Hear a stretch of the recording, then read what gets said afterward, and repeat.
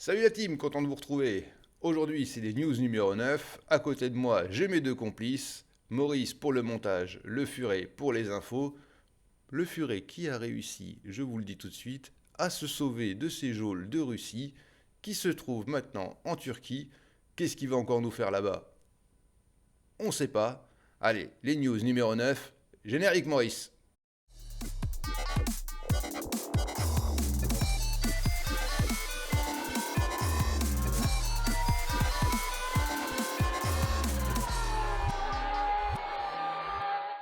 Et on va parler peu, on va parler bien, on va parler F1. On commence ces news avec Netflix. Et Netflix, on entend de plus en plus qu'il serait susceptible de racheter les droits de la F1.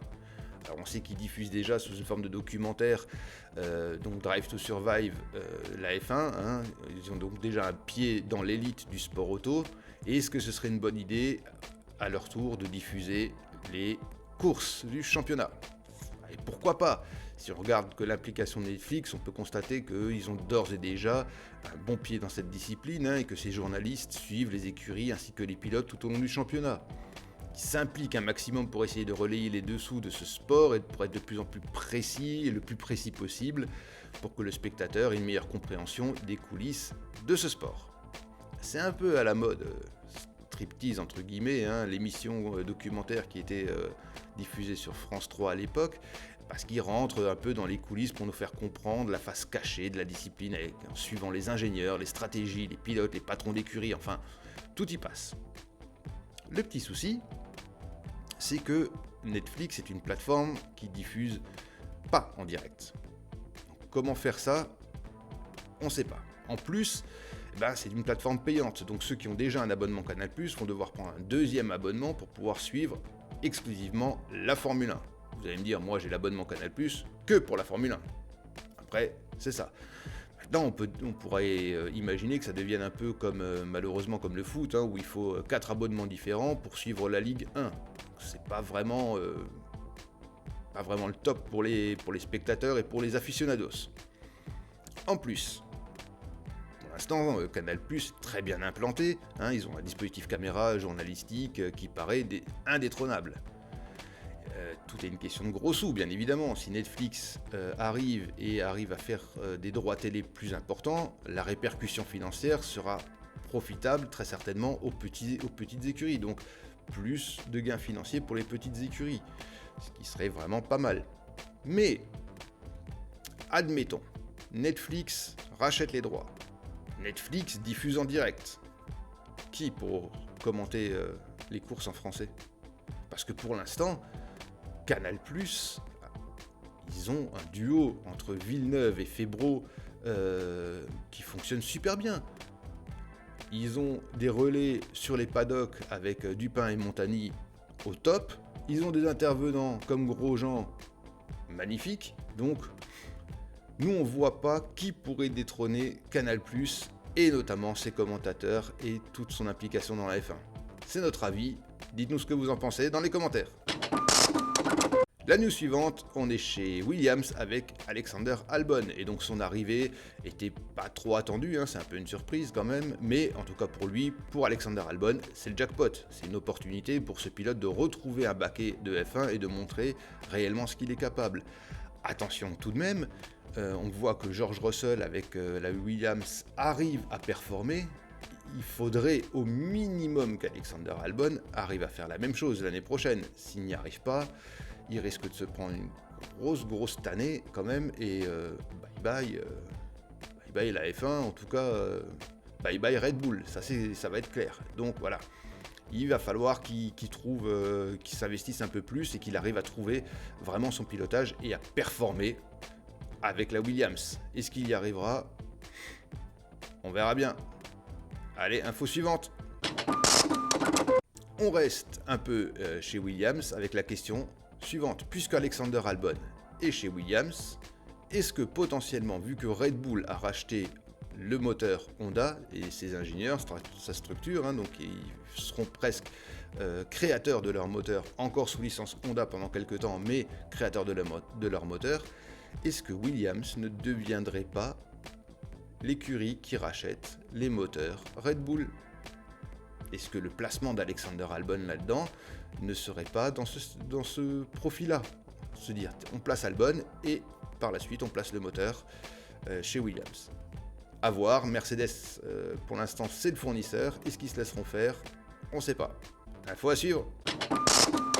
La nouvelle info, et on sait que depuis quelques temps, des nouveaux motoristes sont préconisés en Formule 1. Volkswagen fait partie de ces moteurs, enfin de ces motoristes éventuels. Sous deux entités d'ailleurs, a priori Audi d'un côté, Porsche de l'autre, on ne sait pas trop ce que ça pourrait faire. On parle juste pour l'instant de moteur et pas d'écurie. Et le petit coup de gueule du furet qui est opposé à un nouveau fournisseur de moteurs si il ne fournit pas de voitures. Tout comme Renault ou Mercedes qui fournirait juste des moteurs sans engagement réel, ce serait un peu bizarre quand même. La Formule 1, ça doit rester un exercice de style avec des performances de marque, les pilotes, les ingénieurs, les directeurs de course, les stratégies sont un panel de cet exercice, et ne fournir que le moteur pour un groupe comme Volkswagen ne serait pas adéquat pour l'arrivée d'une nouvelle marque. C'est d'ailleurs la déception ressentie avec l'arrivée de Honda chez Red Bull, notamment pour le Furet, qui était très déçu, car Honda ne fournissait que les moteurs. Pour le Furet, il pensait naïvement qu'à un moment donné, Honda fournirait aussi un véhicule, et c'est pas le cas. Toutefois, moi j'apporte une petite nuance à ces propos, puisque arriver en tant que motoriste, est-ce que ce serait pas le meilleur moyen de mettre un pied dans la F1 et donc par la suite pouvoir proposer une voiture? Ça, c'est à chacun de voir. Moi je dis toujours la même chose, et il faut laisser sa chance au produit. Voilà. News suivante. Et on va rester sur le thème des moteurs, puisque Lewis Hamilton a changé son moteur et aura donc minimum 10 places de pénalité au départ du Grand Prix de Turquie. Bon, ça pose des problèmes, puisque en fait, on constate que Mercedes, tout comme Red Bull, a dépassé ces 3 moteurs, ils en sont à 4, ils en sont peut-être même éventuellement à 5 d'ici la fin du championnat, et ça pose un problème d'éthique un peu, puisque les écuries plus basses n'ont pas les moyens financiers en fait, de se payer des moteurs neufs comme ça, donc réduisent réellement leur capacité moteur, leur puissance moteur pour pouvoir tenir un maximum, alors que des grosses écuries comme Red Bull ou Mercedes, eux, ils envoient la sauce constamment. On peut le remarquer, Grand Prix de Russie, Max Verstappen parti dernier, moteur neuf, le mec il arrive sur le podium. Ok, il y a eu ce problème, il y a eu la pluie qui est venue s'inviter un peu à tout ça, mais quand même, il remontait, il aurait pu marquer des points et c'était vraiment pas mal. Maintenant, on a appris une chose encore ce week-end, c'est que les grosses écuries, plusieurs grosses écuries, on n'a pas eu les noms, ont des problèmes au niveau financier. Ils ont dépassé le budget alloué, donc la question est la suivante, pour l'instant c'est le casse-tête pour essayer de rentrer dans le budget, et si jamais il le dépasse, qu'est-ce qui va se passer? Normalement des pénalités, mais des pénalités pas sur la grille, mais bien au championnat. Donc, le championnat n'est pas fini, avec ces budgets capés, ça va encore rajouter un peu de piment là-dedans, et on attend de voir la suite. News suivante. Fernando Alonso, ça a manqué à personne, enfin du moins ça a échappé à personne, on l'a bien vu, virage numéro 2 de la Russie, il tire tout droit. Et en fait, d'après ses dires, c'était parfaitement volontaire. Alors le double champion du monde a voulu soulever un problème, parce qu'en coupant ce virage de manière intentionnelle, il voulait voir la réaction de la direction de course. Et il a pu constater que selon les pilotes, la sanction était différente. Fernando Alonso, je vais y arriver, a été entendu par les autorités de la F1, alors que d'autres, pas du tout, pour les mêmes choses, pour les mêmes problèmes. D'autres ont déjà eu aussi des pénalités, alors qu'on a pu voir que Lando Norris, ayant coupé la ligne blanche à l'arrivée des stands, n'a pas eu même pas une petite sanction. Bien sûr, Lando Norris a coupé ça, pas parce qu'il est rentré dans les stands au dernier moment, mais bien parce qu'il a glissé, certes, mais il a coupé la ligne. Donc les législations, les lois, elles sont faites pour tout le monde. Fernando Alonso a voulu soulever ce problème, et ben il a très bien fait. On verra ce qui se passe. Allez, news suivante. Et Bottas, qui est censé ce week-end encore ralentir la progression de Max Verstappen. Stratégie encore Mercedes, et on souhaite bonne chance à Toto. Info suivante. Lewis Hamilton ainsi que 5 autres pilotes testent de nouveaux gants ce week-end. C'est la conséquence de l'accident de Romain Grosjean et de sa brûlure aux mains. Pour l'instant, on n'en sait pas plus. Et on verra ce que ça donne. Info suivante. Hamilton toujours, et Hamilton confirme donc la bonne forme de l'écurie à l'étoile avec le meilleur temps aux essais 1. Attention, essais 2 se sont aussi passés sous le sec. Normalement, quand je suis en train d'enregistrer, là malheureusement ce sont les essais 3, il devrait commencer à pleuvoir et demain est prévu de fortes pluies. On verra ce que ça donne. Allez, info suivante. Et on a appris ce week-end aussi que la simulation aux arrêts de stand, c'est-à-dire le fait de sortir, de faire croire qu'on va changer les pneus comme ce qui s'est passé en Russie avec Mercedes, eh ben, n'est pas du tout interdit parce qu'on n'arrive pas à calculer en fait si c'est un undercut qui a mal tourné ou si c'est effectivement un coup de bluff. Donc aucune sanction, c'est pas dû au GP de Russie, c'était bien avant. Petite info de Julien Febvre qui s'était un peu trompé là-dessus. Allez, info suivante. Et on passe au MotoGP. Pour le MotoGP, 2 nouveaux circuits sont au programme de 2022. Donc, l'Indonésie et la Finlande devraient arriver sur le calendrier 2022. Très impatient, nous, de voir les bolides à 2 roues évoluer un peu sur ces tracés. On va voir ce que ça donne. Info suivante. Et Fabio Quartararo, qui a fini 2e au Grand Prix d'Austin aux États-Unis. Actuellement en tête du classement avec 52 points d'avance, il s'offre la voie royale pour le titre de champion du monde. Et on passe à la zone rouge. La zone rouge. Alors aujourd'hui on va faire une réponse à la vidéo du youtubeur qui a sa chaîne qui s'appelle Le Pit Stop. Et dans cette vidéo datant du début de semaine, donc le youtubeur de la chaîne Le Pit Stop a fait savoir son mécontentement quant à l'arrivée du Grand Prix du Qatar au calendrier 2021. Donc je vous invite à voir sa vidéo sur sa chaîne pour ceux qui veulent avoir un peu plus la finalité de ses arguments. Il dénonce notamment le fait que le pays n'observe pas tout à fait les mêmes règles que les pays européens en termes de droits de l'homme et de l'égalité homme-femme et qu'au vu de l'implication de certains pilotes, comme Hamilton pour Black Lives Matter et Vettel pour les droits des LGBT, ça lui paraît un peu inopportun. Et que c'est l'argent qui a fait que la F1 a organisé ce Grand Prix.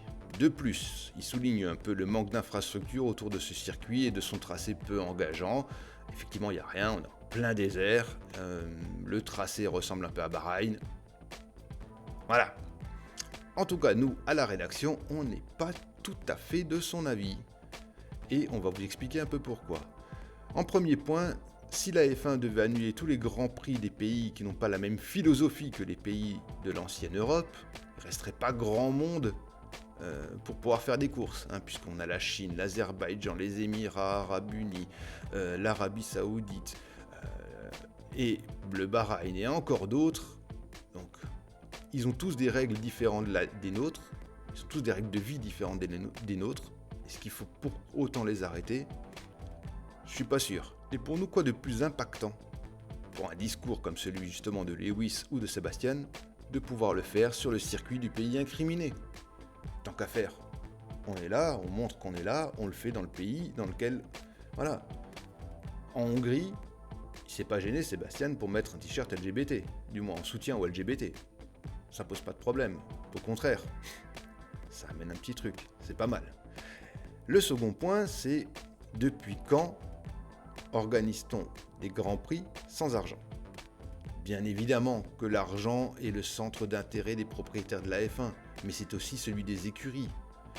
Comment feraient les écuries de bas de classement pour pouvoir vivre sans l'apport des droits télé et l'apport de l'argent généré par les droits des circuits? On voit la différence entre un Grand Prix d'Angleterre, qui vacille aux alentours des 18 millions, ou un Grand Prix de Chine ou de Russie, qui est aux alentours des 60 millions. C'est impactant pour les écuries de bas de classement. Donc il faut garder des pays, bien sûr, qui payent. C'est de la F1. On paye, c'est un sport qui coûte très très cher. Et ben, il faut de l'argent. Donc il ne faut pas cracher non plus sur les pays qui peuvent poser de l'argent. Et troisième point, la F1 se veut au top des courses auto. Et comment peut-on prétendre être au sommet de la hiérarchie en occultant les pays qui ne conviennent pas à une partie des fans ? C'est la grande question. C'est mondial, la F1 doit être mondiale, et pour être mondiale, doit aller dans les pays partout. Voilà. On n'a pas, pour nous, la F1 n'a pas à se placer d'un point de vue géopolitique. C'est déplacer le problème, c'est pas le problème d'un sport. On peut effectivement, comme là, le droit LGBT ou le Black Lives Matter, ou dire qu'on est contre le racisme, bien sûr, on peut le dire. Mais de là à dire non, je ne vais pas dans un pays parce qu'il n'a pas la même philosophie que moi, pour nous, la F1 doit rester neutre et n'a pas à rentrer dans la structure politique du pays qui les accueille. Voilà. La F1 est un spectacle et à ce titre, elle se doit de garantir la meilleure représentation pour ses fans. Cela passe par de gros investissements et donc des gros besoins financiers. Et si la F1 peut apporter une nouvelle vision de ce que nous avons de ces pays, cela sera bénéfique pour tout le monde. Oui, la F1 a bien fait de faire cette course au Qatar et nous avons hâte de la voir. Laissez-nous votre avis, c'était pas du tout un clash, c'était juste une réponse un peu aux arguments de Le Pit Stop, c'est sa chaîne. Et voilà, rien de mal, chacun a le droit d'avoir sa vision des choses. Tant qu'on peut en discuter entre fans, c'est le top.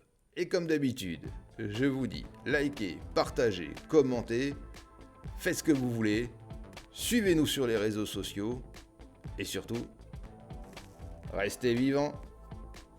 Ciao!